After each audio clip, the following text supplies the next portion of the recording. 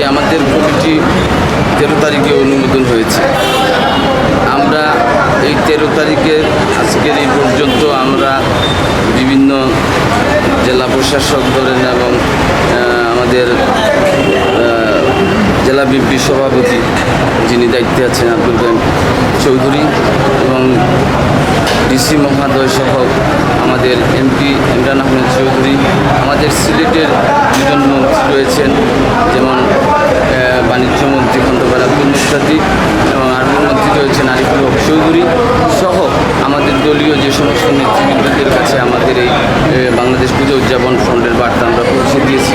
আমরা চাই সকলকে নিয়ে এই সনাতনের কাজ করতে, ঠিক আছে? সনাতনকে নিয়ে আমরা কাজ করতে চাই। বিভিন্ন পূজা পূজা যে অর্চনা হয়, যেমন আমাদের সিলেটের দুর্গা পূজা, সরস্বতী পূজা, কালী পূজা এবং রাম পূজা, বিভিন্ন পূজা যেগুলো হয় সেগুলোকে আমরা একটা সুন্দর একটা শৃঙ্খলার মাধ্যমে এটা আনতে চাই। সরস্বতী পূজায় বিভিন্ন সময় আগে ঝামেলা সৃষ্টি হতো, বিভিন্ন স্পিকার ব্যবহার হতো, সেটাও যাতে সৌন্দর্য একটা পর্যায়ে আসে, আমাদের সনাতন বাদ্যযন্ত্র যাতে বাসে। কালী পূজাতেও বিভিন্ন ধরনের আতশবাজি যেগুলা এই যে একটা বিশৃঙ্খলার সৃষ্টি হয়, আমাদের ছেলে সন্তান, আমরা মা বোনদের সন্তানরা ক্ষতিগ্রস্ত হয়। বিগত দিনে কালী পূজাতে একটি শিশুর চোখ গিয়েছে, ঠিক আছে? আমরা চাই এই সমস্ত থেকে বেরিয়ে এসে সুন্দর ধর্মীয় আচার অনুচার মাধ্যমে আমাদের এই ধর্মটাকে পরিচালনা করতে। তাই বিভিন্ন জেলা এবং উপজেলা, ইউনিয়ন, ওয়ার্ড ভিত্তিক আমাদের কমিটিগুলোকে গঠন করে সকলকে নিয়ে যে সমস্ত মন্দিরগুলো পরিত্যক্ত রয়েছে আমরা চাই সেগুলো সংস্কার হবে। এবং আমাদের সিলেটে আসলে একটি মডেল মন্দির নাই। আমাদের সরকার, যেহেতু বিএনপি সরকার, আমাদের তারেক রহমান উনি বিএনপি সনাতনের ধর্মের প্রতি এবং আমাদের এই যে মন্ত্রীরা যারা রয়েছেন ওনারাও খুব খুশি। তাই আমাদের দাবি থাকবে বাংলাদেশ পূজা উদযাপন ফ্রন্টের যাতে আমাদের সিলেটে একটি সুন্দর একটি মডেল মন্দির তৈরি হয়। আমাদের ধর্মীয় যে অনুসারে ওনারা যেভাবে সবসময় সহযোগিতা করে আসছেন, আগামীতেও আমাদেরকে সহযোগিতা করবেন। আমরা যাতে সকলকে নিয়ে ঐক্যবদ্ধভাবে এই ধর্মকে সুন্দর একটি পজিশনে আনতে পারি, সেই জন্য আপনাদের মাধ্যমে মিডিয়া বলেন, সাংবাদিক ভাইরা, টিভি চ্যানেল, পত্রিকার মাধ্যমে আমাদের এই বাংলাদেশ পূজা উদযাপনের কাজ করণীয় কী, আমরা চাই সকল পূজা অর্চনা, সকল মন্দিরগুলোকে সুন্দরভাবে গঠন করে আমরা সকলকে নিয়েই যাতে আগামী দিনে একটি সনাতন এই সিলেটে এই বিএনপি তারেক রহমানের নেতৃত্বে আমরা উপহার দিতে পারি। এটি হচ্ছে আমাদের বাংলাদেশ পূজা উদযাপন ফ্রন্টের মূল লক্ষ্য।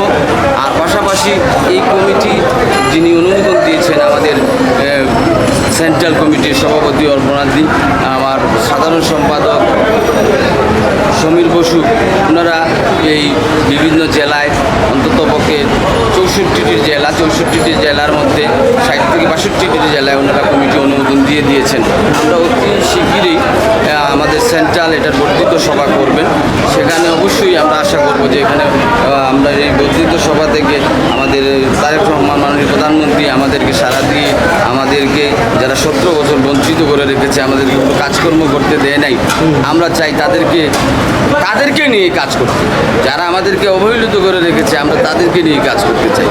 সকল ফ্রন্ট আমাদের সাথে থাকুক, সকল ফ্রন্টের সহযোগিতার দরকার আছে, সকল সনাতনের দরকার আছে। এখানে সনাতন বুদ্ধ, খ্রিস্টান সহ যে সমস্ত ধর্মীয় আছে সবাইকে নিয়ে আমরা কাজ করতে চাই। পাশাপাশি সিলেটে তো একটা সম্প্রীতির দেশ, সেখানে আমরা এই যে হিন্দু মুসলমান ভাই সবাই মিলে একই সাথে আমাদের বিপদে আপদে তারা আসে, আমরাও তাদেরকে পাই, সবসময় সহযোগিতা পাই। সকলকে মিলিয়ে সিলেটকে একটি মডেল হিসাবে তৈরি করতে চাই এবং সিলেটে সকল সনাতনের মাধ্যমে, সকল সনাতনের সহযোগিতায় আমরা একটি মডেল মন্দির প্রতিষ্ঠিত করতে চাই। এটা যাতে আপনারা মাধ্যমে আমার বাংলাদেশ পূজা উদযাপন কল্যাণ ফন্ডের এই বার্তাটা আপনারা পৌঁছে দেন, সেই আহ্বান আমি জানাচ্ছি। আমরা অচিরেই অল্প সময়ের ভিতরে করবে। এখানে মনে করেন আমরা যে জেলাভিত্তিক যে সমস্ত উপজেলা ভিত্তিক যারা রয়েছেন তাদেরকেও আমরা বার্তা দিয়ে দিয়েছি। পাশাপাশি আমাদের ওয়ার্ডগুলোতে কিছু বার্তার প্রয়োজন আছে। আর আমাদের এই অল্প কিছুদিনের মধ্যে আশা করি আমরা সেটা বাস্তবায়ন করতে পারবো। আমরা সুন্দর একটি পরিসরে সুন্দর একটি জায়গা নির্ধারণ করে আমরা একটি পরিচিতি সভা অভিষেক অনুষ্ঠান আমরা করতে চাই সকলকে নিয়ে। ভালো করেই জানেন, যেমন আমাদের মরহুম দেশনেত্রী বেগম খালেদা জিয়াও একজন গৃহ ব্যক্তি ছিলেন। আর আমরা তো যে সমস্ত দলীয় নেতাকর্মীরা সবাই তো দলীয় করেছিলাম, আমাদেরকে কেউ কখনো কোনো সময় স্মরণও করে নাই।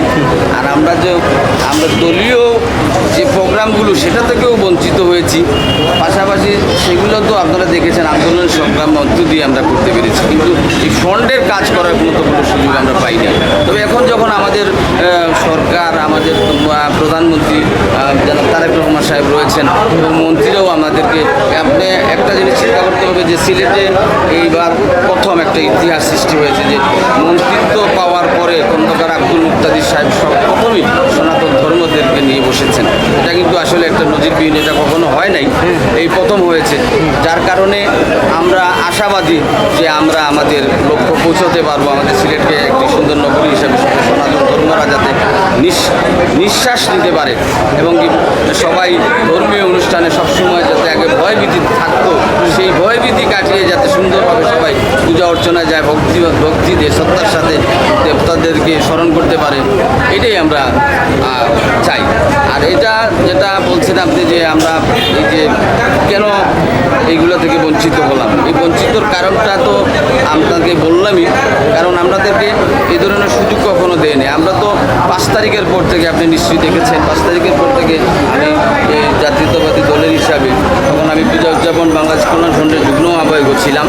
যাই হোক, আমি সরস্বতী পূজারও একটা নিয়ম শৃঙ্খলার মধ্যে এনেছি। পাশাপাশি এই যে জন্মাষ্টমী, এই পূজাটাকেও সুন্দরভাবে লক্ষ্য করার সত্ত্বে তাদের সাথে মিলিয়ে কাজ করেছি।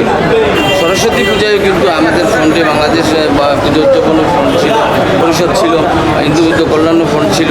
তার মধ্যে আমি কীভাবে ধর্ম পরিচালনা করা যায়, কীভাবে ধর্মটাকে শৃঙ্খলার মধ্যে আনা যায়, সেই ধরনের চেষ্টা যথাযথভাবে করেছি। আশা করি আগামীতেও যদি সকলে আমাকে সহযোগিতা করে, আমি সকলের সহযোগিতা আমি চাই, সকলের সহযোগিতা চাই। সকলের সহযোগিতা নিয়েই আমাদের মূল কাজ হচ্ছে, বাংলাদেশ পূজা ফ্রন্টের কাজই হচ্ছে যে ধর্মটাকে কীভাবে সুন্দরভাবে একটা ডিসিপ্লিনের মাধ্যমে আনা যায়।